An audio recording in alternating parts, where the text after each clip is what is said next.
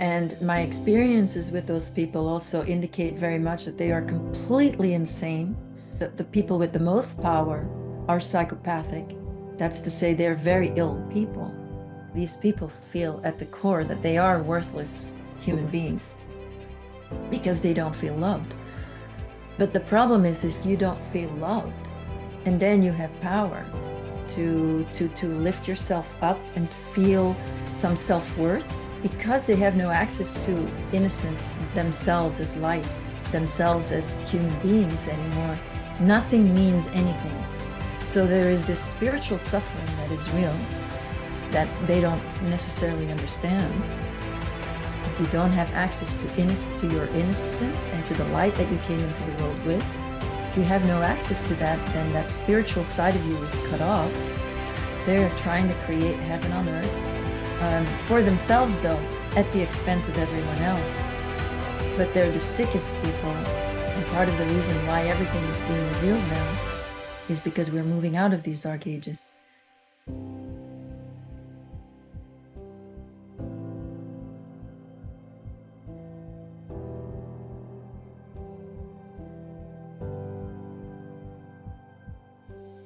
Hello and welcome to another episode on this channel. We have been talking a lot on this channel about the bigger agendas rolling out out in the world today, orchestrated by people with sinister motives, to say the least. And where ordinary people seem to mostly be in disbelief when it comes to this type of information is when they start thinking in terms of they would never do that.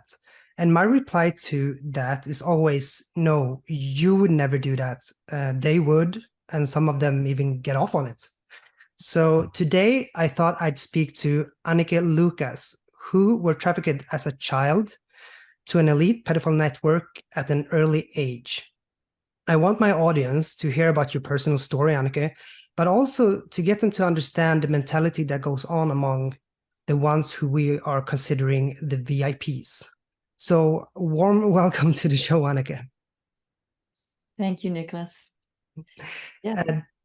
This is such a big and heavy topic, and I got your book, A Quest for Love, and some others as well on the matter. It's not easy to find your book on Amazon because it doesn't pop up if you use the search function, no matter what keywords I was trying to use. That's right. It was shadow banned from the beginning. It was never even on that search. You have to go to books on Amazon and then it shows up in the search. But the best way to get my book is to go to my website, which is annikelucas.com, because that's where I have all the links, because it is actually available in many European countries, on Amazon, but in many European countries. And no, there's been all sorts of problems people have had to buy it. Yeah, I tried to search for it everywhere. The only place I found it was actually Amazon, but it was through your website, as you say, because you have the direct link there for the Swedish Amazon webpage. Yes, I'm sure a lot of my listeners are new to the subject, and it's kind of hard to know where to start here. But could you tell my viewers how all of this began for you? Where do we start? Sure. Yes, of course. What I'm known for is my ability to explain the darkness from the perspective of, how people get that way, how people become psychopaths and then end up being part of this elite mafia that is really trying to control the world. And that is really where the people that I had to do with in my childhood. So I'm from Belgium. I was born there. I live in the US now, but my mother was single, and I was born in 1963, a time when that was still very unusual. And the first years she was working for the television station in Brussels, and I was being watched by a very lovely woman. So I had a mother that was this caregiver. It was sort of the state-run daycare center, and that woman was very loving to me. And my mother was already abusing me from birth, really. And then this woman was bringing me back to myself, I would call it. And I've had memories of the sweet nurturing that I received and the ability to just be me. That's to say, at the time, a baby, and being seen as a cute, lovable creature. But my mother was projecting all the time, so she didn't see a cute little baby. She was just projecting her own stuff, her own darkness. Always, there was always something wrong. It was always critical. And I think her undiagnosed mental health issues, after we moved to Flanders when she was married to my stepfather, I believe she was targeted. I don't really know exactly, but what happened to me is that the cleaning lady that started to work at our house when I was 5, she and her husband would start to take me to babysit basically on weekends, and my mother was very happy to have me off her hands. And they took me along with other children, and there was always new children. So these people were from Holland. They lived in Belgium, but the children were revolving, and of course, that was never clear why. They always said they're nephews and nieces, but I always also never really made any bond with those children. It was strange looking back. I understand. Anyway, they had me for 1 year. They would take me for weekends and so forth for 1 year. My mother, I actually never liked either of them, but my mother forced me to go anyway. My stepfather was traveling a lot for work. He was very absent, and he was also, as far as emotionally, extremely absent. He just never really, he figured, well, she's her child. I'm not really involved here. So he just let everything happen. So right around my 6th birthday is when this couple first took me to what was actually an orgy in a castle. And the man had raped me first. And I don't know if it was the same weekend. It seems in my head it's the same weekend, but who knows? And then I was taken to this orgy, and I was horrifically abused at this orgy, and immediately confronted with the reality of the possibility of dying that was made clear to me very, very quickly, because I actually rebelled the first time I was taken. And then I was taken by a man who I called them handlers. It was someone who was there, who was opening the door for the pimps that had brought me there, the cleaning lady and her husband. The husband was sort of more in charge there. And he then spoke to this man who was this very big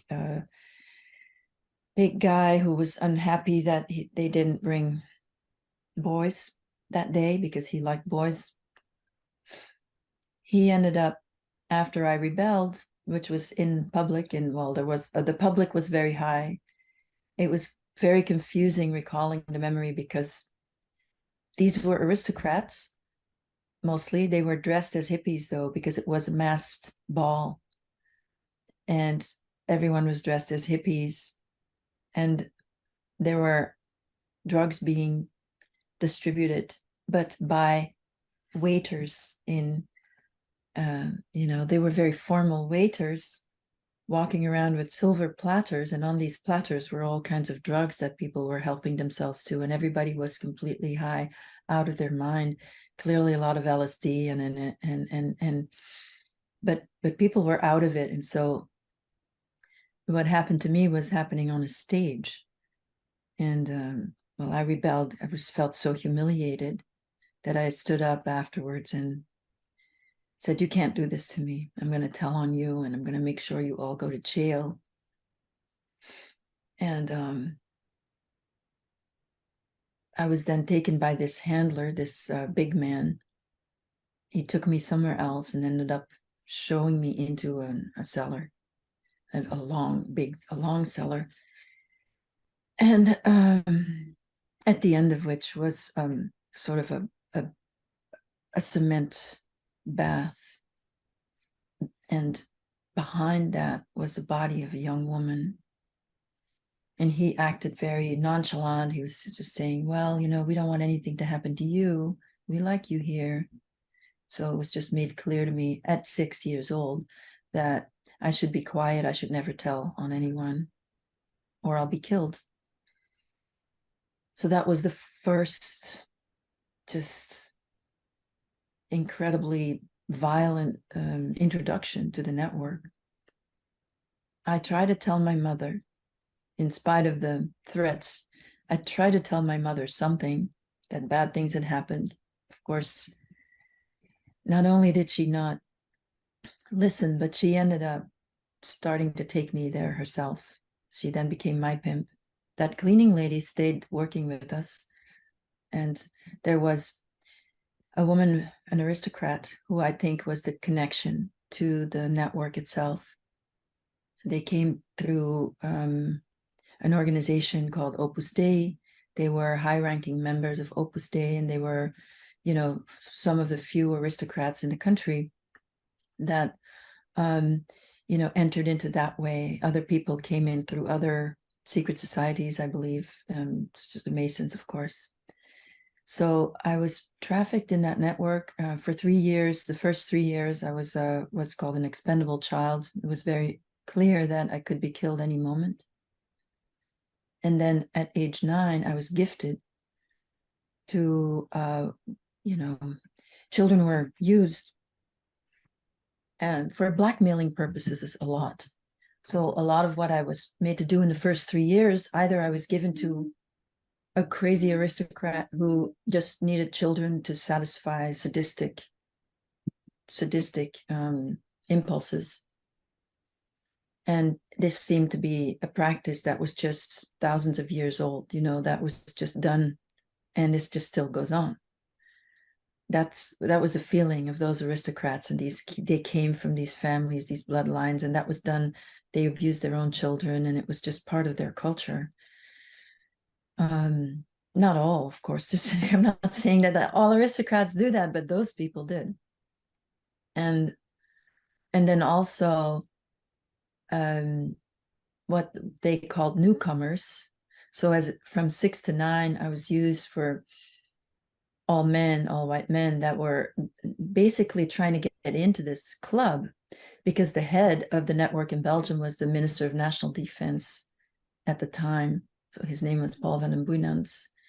He was sort of the big mafia boss. He was arranging everything, you know, secretly. And then most people were powerful in Belgium. They had high-ranking positions in the country, and it included also royalty. And they used children to blackmail people. You know, they would maybe someone entering into this club and wanting the power would maybe come through a secret society, of a local secret society, but then on the national level they would be titrated and tested. So they would be maybe given a child to see what they would do, you know, and they would first be given teenage girls, young teenagers, maybe told they were older. There was always, I've never been raped by a man who wasn't drunk, by the way. No one was ever sober. So drugs and alcohol were a very big part of all of this. Not that these people wouldn't have done it when they were sober. I'm just mentioning that, of course, it's not an excuse. I'm just mentioning that this was organized and people were not tricked into, of course, there's always someone's own agency to do it or not to do it. But it was those who would do it, those who would do anything to belong to the club, that got passed through these different rings to get to the top. And one of those rings, pretty far ahead, was to be confronted with a very young girl, 6 to 9 years old, and then have sex with her. And I was always very surprised that these men actually went ahead with it. because I always figured, well, this man is going to see that I'm so young, he's not going to want to do it. But then they did anyway, and I was always a little bit, how come they're not, I had this inside, I was a little bit rebellious, and I stayed rebellious. And so there was this secret disdain, I guess, for these men. But at 9 years old, I was traded up, or I was given as a gift to an international networker, someone who's famous on the world stage from one of those very important families. And they organized a ritual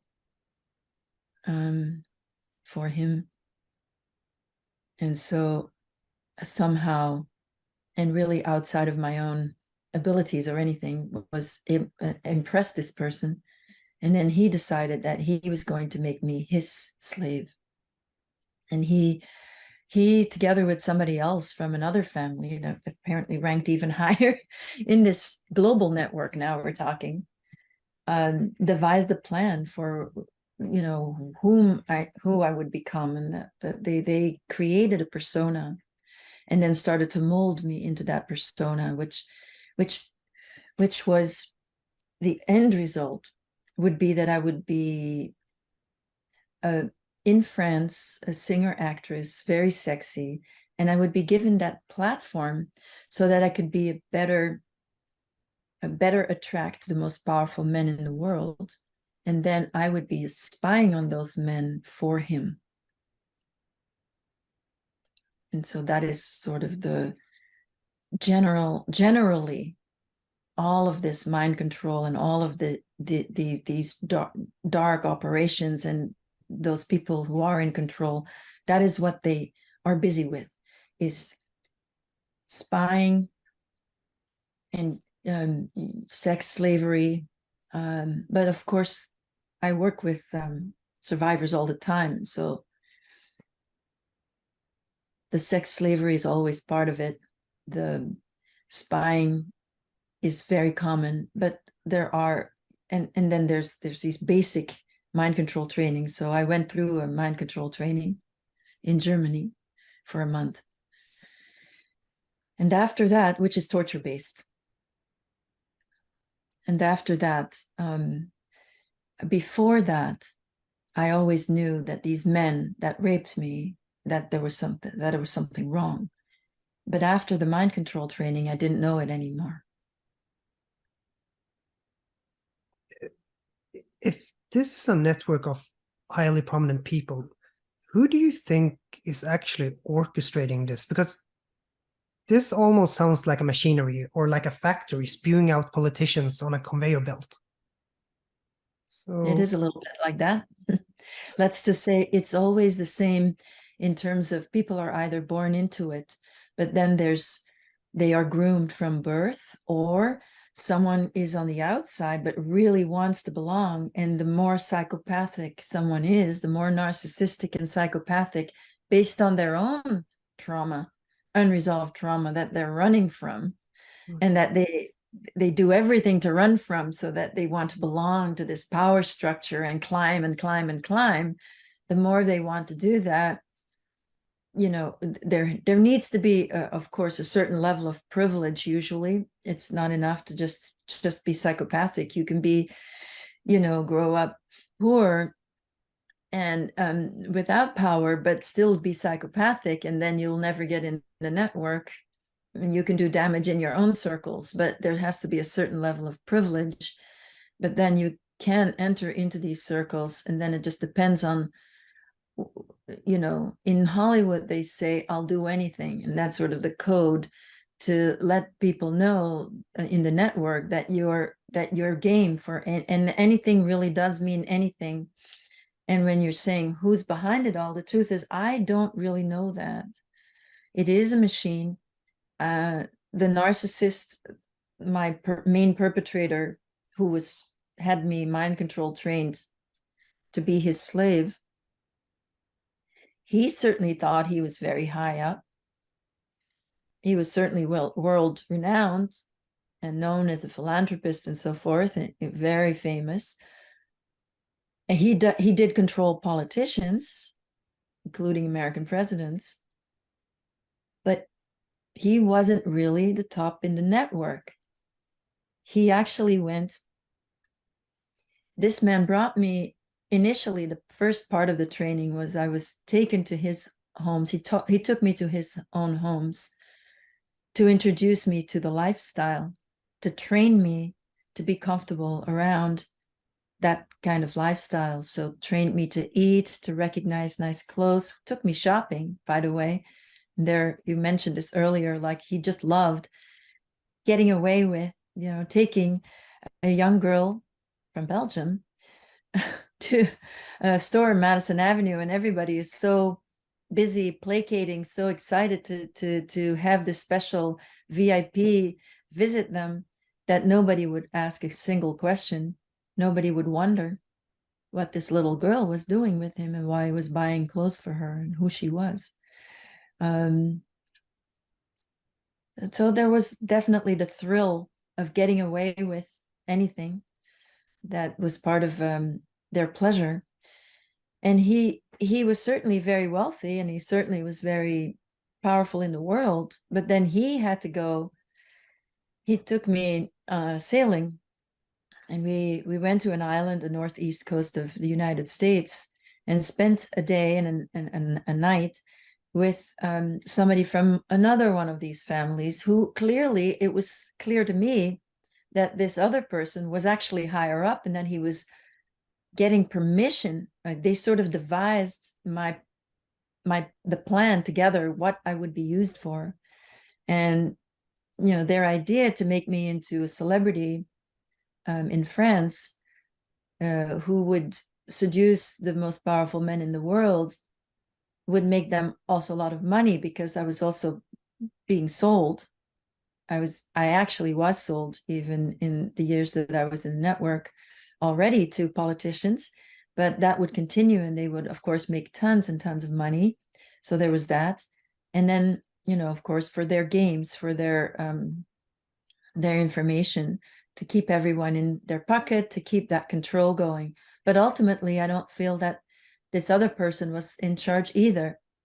So I can't really tell you. I don't have the experiences to know for sure. And I don't really want to speak. I don't really want to put out any theories of what I don't know. But the system itself, of course, we can guess, has been in place for a long time. And it really upholds the world as it is today, with this dark power abuse system. When you were trained to be a celebrity, do you believe the same thing is going on in Hollywood today, and with the famous celebrities are part of this, like being used as for blackmail and such? It certainly seems that way. I can't say for sure, but it seems that way. I don't feel that these celebrities are free. First of all, I don't feel anybody is very much of a free agent.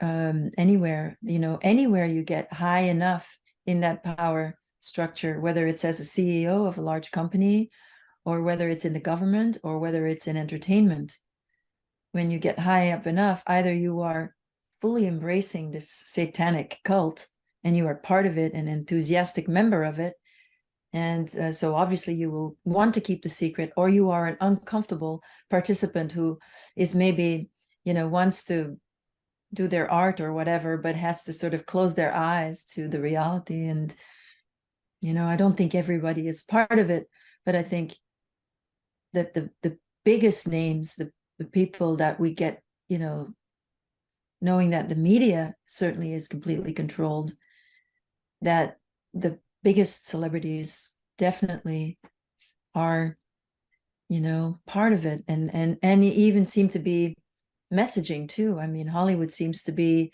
a brainwashing messaging machine. Everything that comes from I can't even watch movies really, because it's so obvious to me what is being suggested surreptitiously through the story, through the various things that we're supposed to accept, take for granted. There is this indoctrination happening, and nothing of it is very good. So where do you think they are? Do they have an agenda? Is it going somewhere, all of this, or is it just for their own amusement and their own quest for power? What do you think goes on in their head? Well, I think they're insane. And my experiences with those people also indicate very much that they are completely insane. That the biggest power, the people with the most power are psychopathic. That's to say, they're very ill. They're very sick people. And what I know firsthand from having spent that time with them, you know, that year that I was sort of, I say for 1 year, I was being trained to be a celebrity. Now, again, I rebelled and I got kicked out. And I wasn't killed because they had found out before all of this started, before they even started to train me, they ascertained that I was also from a bloodline. That's to say that they found out probably who my father was. My father was connected, had a family from the Huguenots in France, which was, you know, a name, Gaillard de Kerbertin. So that's, you know, nobility. So somewhere connected to royalty. So they determined, oh, she's from a bloodline. Now we can use her for this. So that was weirdly the first thing. That this is how they separate themselves from the rest of humanity. And even though I was a throwaway slave, they actually did draw my blood as well. But then they must have asked my mother who my father was, determined that they could use me for this. So for them, it was an honor that I could be tortured and mind control trained and become part of their club, because I was from this bloodline, you know, so far back anyway. You know, it's the Huguenots. That was the 17th, 18th century. So it means nothing. But that is what the first thing that they determine, which makes them superior to the rest of humanity. So they don't even consider themselves the same species as the rest of us. So there is this superiority, which is the first, of course, mental construct you need in order to harm someone else. You have to think that you're superior. But the trauma that they all experience themselves, the privilege and the entitlement just gives them all these various ways in which to never look at their own trauma, but just keep pushing that pain away and engage in all these addictions, really, power addiction being the primary one. But of course, going to sex and drugs and everything else, just engaging in all these escapes to try to never, ever having to face their own pain, their own trauma, and themselves. And the psychopaths are just those who are running the most and who are so sick emotionally that they have no connection at all to their heart, no connection at all to their self as a human being. So they are running, you know, their limbic system doesn't even work. I mean, there are, you know, physical, neurological consequences of being psychopathic. And I believe that this has to do with early childhood, my own early childhood, my mother being psychopathic. I think that if I had been just with my mother, I may have just as well turned out to be a psychopath, because I experienced this difference of energetically being around someone who was constantly projecting, who didn't see any light, who didn't see my innocence, versus somebody who did. And I was going back and forth from one to the other. And the difference between being projected upon, which is the first, you know, you have to project. That's to say, as soon as you project onto someone, as soon as you say, oh, you're evil or whatever, not I'm not talking about discrimination now. I'm not talking about calling things as they are, looking at the truth and saying this is what it is. But when you project something, when you have like this negative feeling that you project onto someone, maybe because you think you are superior, maybe you think you're superior to, the psychopaths or whatever, and you project onto them. As soon as you project down on someone, you're actually moving away from yourself also. And that projection itself needs to be justified. And so in the network, people do that excessively. They justify everything they do. And when you're psychopathic, or when you're, an extreme narcissist, because they have no access to innocence, themselves as light, themselves as human beings anymore, nothing means anything. So there is this spiritual suffering that is real, that they don't necessarily understand. But we are physical beings, yes, we're mental, emotional beings, and we're also spiritual beings. But if you don't have access to spirit, if you don't have access to your innocence and to the light that you came into the world with, if you have no access to that, then that spiritual side of you is cut off.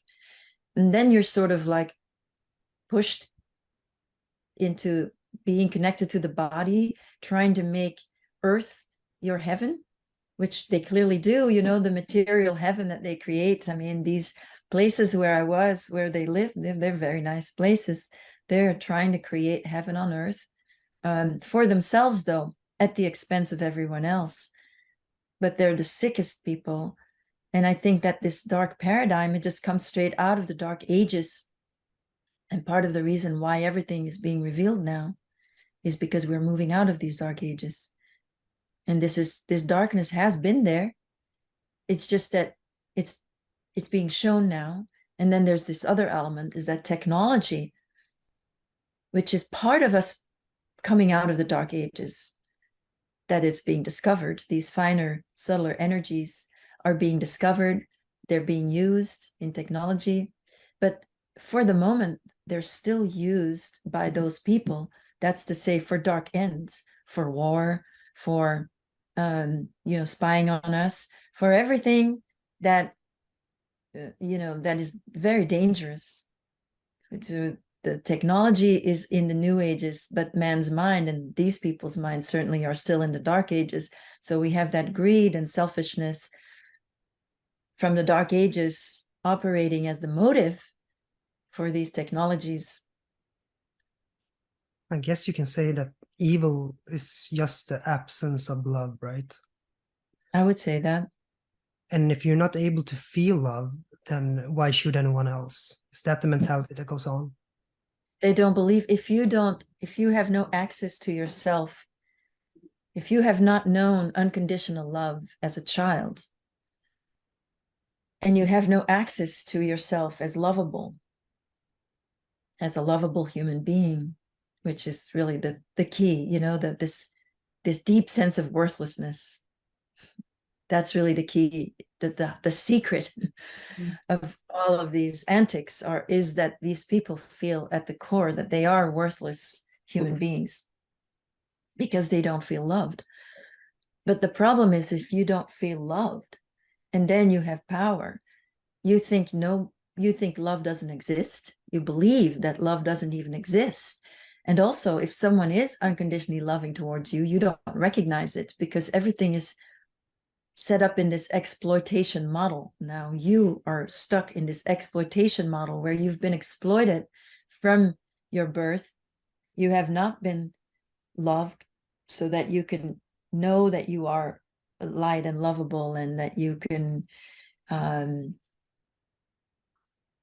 that there's nothing to prove. Let's say there's nothing to prove. And of course they need their power to kind of try to make everybody else like that, to try to make everybody believe that love doesn't exist, and everybody who believes in love is stupid, right? That's how they sort of put their messaging out there, trying to make everybody into, trying to invite people to fall for that power temptation to take power, take your platform, and use it to abuse your power, to lift yourself up and feel some self-worth, because that's all they have, is the power. If you were to remove that power from them, you would find shriveling little whiny little children, because underneath all that external power and how they've blown themselves up is just this incredible fear that they're not lovable, that they're worthless. So if you were to remove that platform that they themselves, have built up for themselves and keep in place, and using all the resources that they steal from us to make sure that they keep that in place, that they can protect all the lies, so that they can come off as regular people, when in fact they're the sickest and the weakest people on earth. I don't know if I answered your question. No, you kind of did. But how did you come to the insights regarding this, that love should be the answer? Because, I mean, if you're abused, either you become the abuser, or you go the route that you have gone. So how did it happen? Can you explain a little about that? Yeah, so healing, of course. Yeah, I'm almost 60 years old, and I work with survivors all day long. So there's a lot of us. It's a lot of survivors of the global network that have survived, that are remembering, that are waking up as well. And I was lucky. My book talks about the last year that I was in the network. So I told you that I was at this seat of power for 1 year with the international networkers. But I rebelled there also. So I got kicked out, reprogrammed to make sure I would never become successful. But again, horrific things that are done medieval, really. They are literally stuck in medieval times. But I was kind of just sent back to the Belgian network and then used there. And my book happens in the last year that I was in the Belgian network, and then ends, of course, with my rescue, a near-death experience that supposedly I didn't survive, but then I came back. I had to come back, and I was given these life instructions by the inside person in the network who rescued me. And so at age 11, I was out. And this is very unusual. I mean, first, it was all unusual because I was an expendable child. So expendable children don't survive that often. Most people that I work with, their families were involved in some way. And then I was really out at age 11, which is also very unusual. So I had instructions that helped me to be comfortable in life, that enabled me then to really focus on healing. And I mentioned earlier that I had been loved in the first years of my life. So I credit this wonderful caregiver who loved me for giving me a sense of what love is to begin with, and what it feels like to be loved, and that I had this sense that I am lovable. And that is sort of the beginning of self-esteem. And I worked with a lot of people who didn't have that, but who had direct spiritual experiences to help them.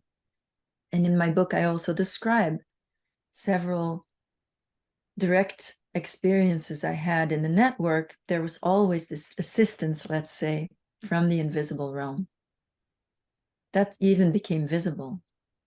So you can't tell what the dividing line is, of course, why some people are going to become perpetrators and other people are going to heal, focus on healing, or going to harm themselves a whole lot, but stay away from harming others. So working to heal for me, was looking for myself. I could tell that I wasn't being myself. Maybe the sense of myself that I had originally was the persona that had been created in mind control, which was a self that was more pleasant than the slave that, that I was after or before. Maybe, it was a thwarted sense of even what self was. But it was not what I was experiencing. And I knew there was a gap. And so I went into therapy in the 1980s. And the beginning of therapy was the beginning of opening the heart, which meant the first thing was just this horrible tear and crying for 3 weeks. The first truth that sort of entered, that I allowed to enter in my adult life. It's all about feeling the pain. And that has a lot to do with the attachment that I felt, obviously, towards my mother, towards my father, towards my perpetrators. I was attached to them. They were like father figures to me.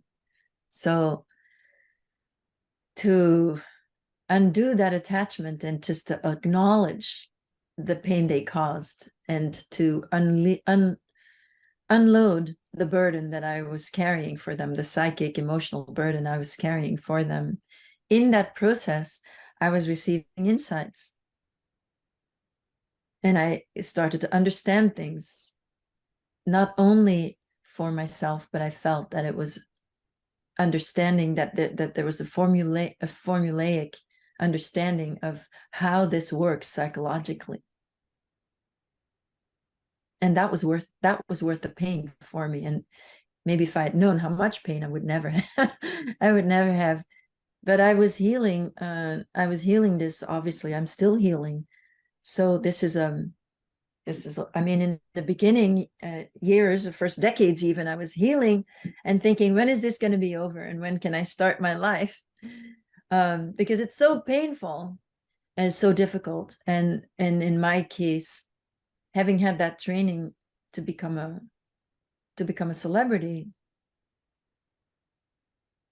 I also had this overlay of, well, why can I not just be myself without all this guilt? And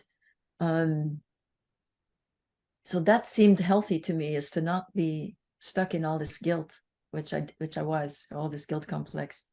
And this guilt complex had a lot to do with the reprogramming.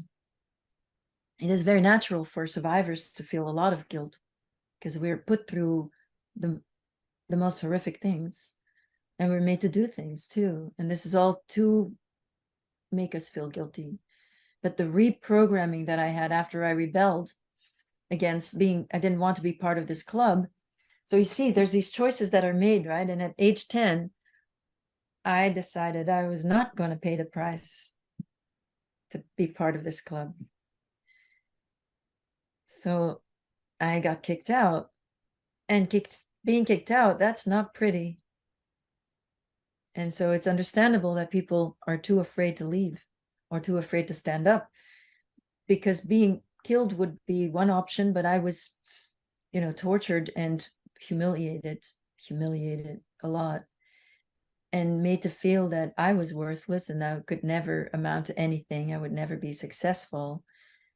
And that, of course, made to feel like the lowest of the low in the most graphic ways. And that lowliness was plaguing me, and I was always in this guilt, and I thought there's something wrong. And then it took many years to go back to, oh, okay, so underneath that was this celebrity, but that was also all training. I underwent a training in that year where I was in a mind control space, a basement really, but with an entourage. So this was, I call it narcissist training. I was trained to become a celebrity, but I was 10 years old. I had people just serving me hand and foot. I had a facialist. I had, there was somebody taking photographs, but everyone was treating me really, really nicely.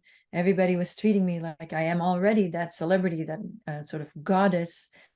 So that was a very, very nice change from before, the way I was being treated. And I was naked the whole time, because I had to be used to allowing my body to be this object of worship, which, you know, was strange at first to be naked and having these people that were adult people that were dressed around me all the time. They were supposed to remain my entourage. I also had a voice coach because I was being trained to sing, and I was going to be, and then, you know, this was being trained for a particular performance that I was to give for my induction ceremony, which involved a lot of famous celebrities or famous entertainers at that time, 1973. But they were part of this secret society, this satanic club of crazy, crazy, crazy people who engage in crazy, crazy, crazy things. But having been in it, having myself been trained so that I was not able to recognize rape anymore, that I thought it was fun because I was trained to be a wild sex thing. And I was trained to be that men would fall in love with, powerful men would fall in love with me. And that meant that I would see their weakness and then able to nurture them in that space where they felt unseen and unloved. I would be pretending, but if mind control, it's emotionally, it's all very real. It's just not grounded. It can be real one moment, just like with a narcissist. When you have anything to do with a narcissist, you can have an emotional connection to this narcissist. It's so real. And then for the narcissist, it just means nothing. The next moment they're onto something else. And you're like, what happened here?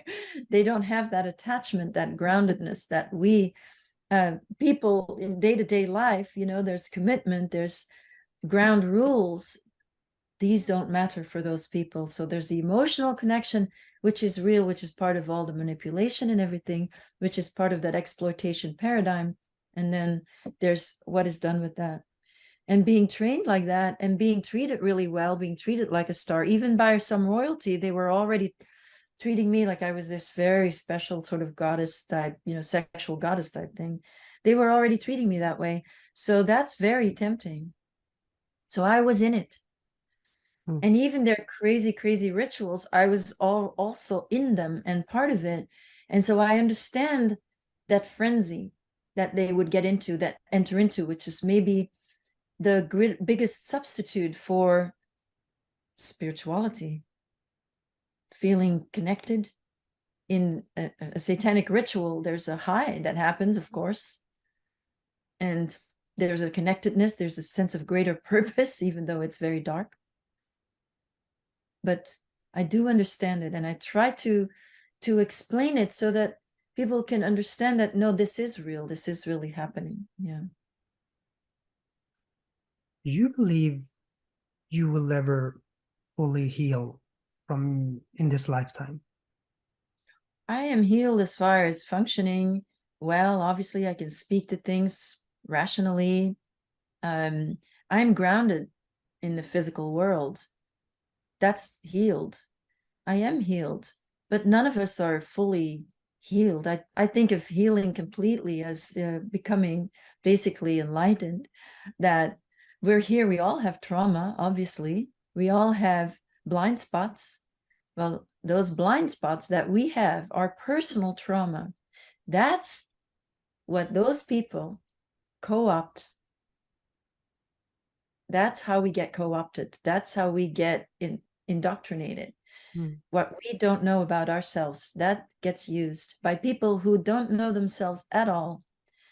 But as far as healing, I had the privilege of being able to focus exclusively on healing for decades. Yeah, I went to therapy every day. I went to yoga every day. I could do that. And now my life is very fulfilling. Yes, I get memories still. I have to work things out. I think that's part of life. I think not healed is when you can be very sick, obviously, and very not healed, very traumatized, and yet fit perfectly in society because of the structure of society and how it's run by these power maniacs. And you can be not at all in touch with your feelings and disconnected and dissociated, and all of that works fine in the world.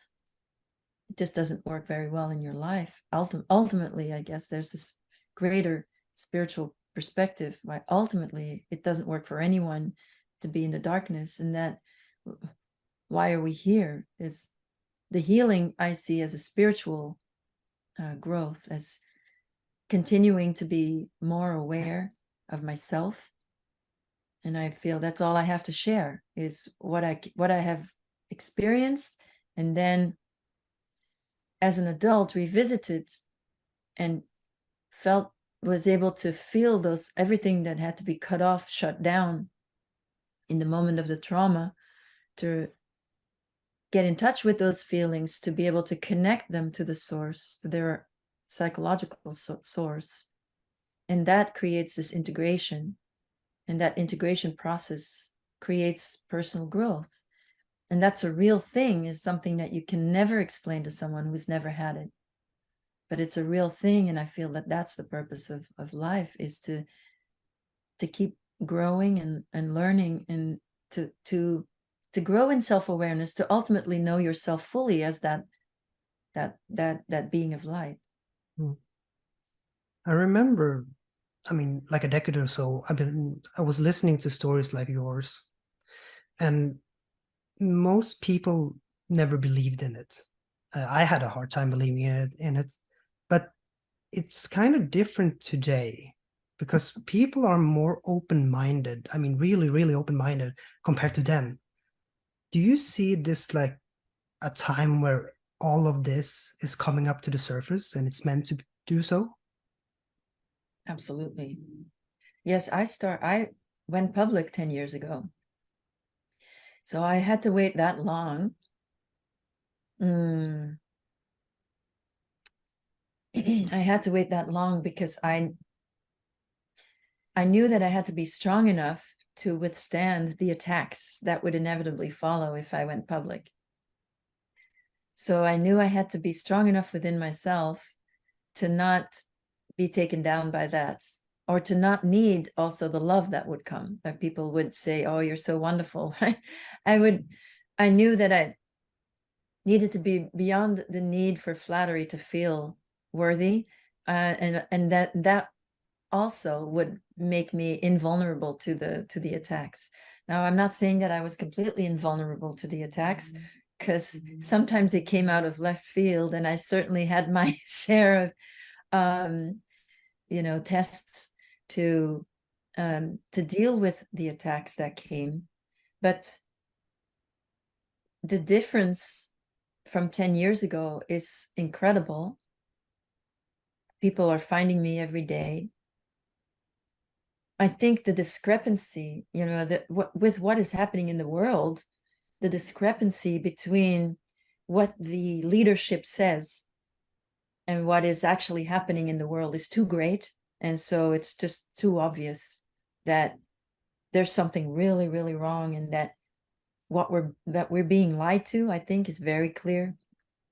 And even 10 years ago, a lot of people could believe that politicians were corrupt, and could believe that, that we vote for someone in and we know that it means nothing, because we vote them in, and as soon as they're in, they're actually not belonging to us anymore. They're going to do the bidding of someone who is higher than them. And so it means nothing. I think most of us know that already. Most people are open to that. But when it comes to this level of darkness, where we have those same people whose faces we see and that are familiar with, that those people are also engaging in child rape, child murder, I think it's just a stretch, because it means really that you need to really do your own work on yourself, and that you can look at your own shadow. I mean, these are the parents of the world. These people have set themselves up to be viewed as the authorities of the world. That's to say that they expect that we will project onto them the love that we have for our parents. So if my parents are big hypocrites and they were secretly abusing me, but I had to, the narrative is that they're wonderful people, then I'm going to be maybe in this narrative that these are authority figures are wonderful people. And if I was a rebellious child, and if I say my parents are awful, well, then those controllers will use the vision to put me on some other side, on the other side, and say, oh, all the authority figures, they're all bad, you know, and I'm going to be put in another camp. So again, it's our own personal unresolved trauma that is being used, co-opted by those who have made an incredible science out of the psychology of abuse. They know everything about that. They're very smart about these things. And so they're very smart about mind control and brainwashing the population. And it does require our own unresolved trauma. So if I don't know my shadow, if I don't know the reality about my parents, and I'm still following the narrative that my parents imposed on me, then I'm going to be likely to be somewhere in this division. I'm going to be replaying my personal trauma stories that are not connected to the source. I'm going to be replaying them out in the world, and I'm going to say those people are bad and those people are good and I'm with them. And that division is all that is needed, that we're divided. And more people are saying enough of this bullshit. I don't need to be divided. I don't want to be divided anymore. I feel oneness with everyone. I feel compassion with everyone. I know that this is all lies. There's something really wrong here. Like, this is not working. These people are not qualified to lead us. And who is anyway? We have to be empowered from within. That's the big shift that's happening. I feel that very strongly. Yeah. And I think it's going to happen really soon. It's happening so fast. Excuse me. It's happening so fast. I can't believe it. Because I come from, you know, back in the 60s and the 70s, how dense the world was then. My perpetrators never even programmed me to not go public. They didn't even expect that wasn't even on the radar at all. It was all about never speaking to anyone. Going public, that would be inconceivable. How you would be laughed at. You would immediately be put into a psychiatric institution, which is what happens to a lot of survivors, by the way. Just let's be clear. It's not like it's an easy breezy at the moment. You know, many survivors have been pushed into psychiatry. Many psychiatrists are in place from the network to make sure that these survivors will be labeled as mentally unstable and crazy so that no one will believe them. But that didn't happen to me. So anybody who says that I'm crazy, well, they're kind of crazy. You're kind of crazy to say that I'm crazy. So I have a different profile. You know, I was already successful when I went public. So I had only things to lose by going public. And if people don't see the logic of that, then maybe they're part of the network, or maybe they're very much in denial of their own darkness. And increasingly, they're not, you know, the responses to my videos and everything have changed tremendously. So things are looking up.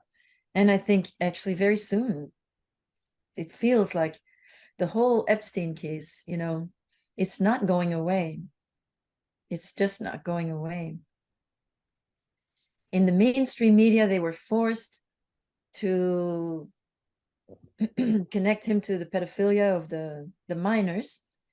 So now there's this very big push on the one hand to separate the pedophiles who rape minors, young teens, from those who rape very young children. I don't know if you've noticed that, but it's like pedophiles are people that rape prepubescent children. No, no, pedophiles are people, or pedocriminals maybe, are people who engage in any kind of sexual activity with minors, period. It has nothing to do with your leanings or anything like that. It has to do with action. And that's all minors. But of course, Jeffrey Epstein, and I speak to the survivors every day, Jeffrey Epstein was a kingpin of sorts. He was a provider. He was a big pimp to Hollywood and Washington, D.C. That's why he became a billionaire. He was a teacher at an exclusive private high school in New York City. He came from a humble background, but he must have been a pedophile in that school. He connected to people on Wall Street, and he started doing really well really quickly, being an absolute psychopath, pedophile, creating a massive position for himself as a pimp to those top elite. So he was, I spoke to someone who, we believe she was an orphan in Kosovo that Jeffrey Epstein brought over to the United States, placed her in a satanic family, and basically groomed her, mind control trained her from, she was 2 years old or something when she was brought here. Mind control trained her. He was doing that with lots and lots of very little children. He was a very, very important programmer, as well as, of course, provider. It was because he was programming the children, he had all that control, and he provided celebrities and so forth with anything they want, whether it was they wanted to get married to a model, like some dirty, sick, old, ugly old man married to a 20-year-old model, or whether it was that they wanted little children, and he had all of them. Annika, I think we'll actually leave it there. I want to thank you so much for joining me today, sharing your story. And this has actually helped to clear up a lot for me personally. And I'm sure it'll help many others as well. So thank you so much. My pleasure.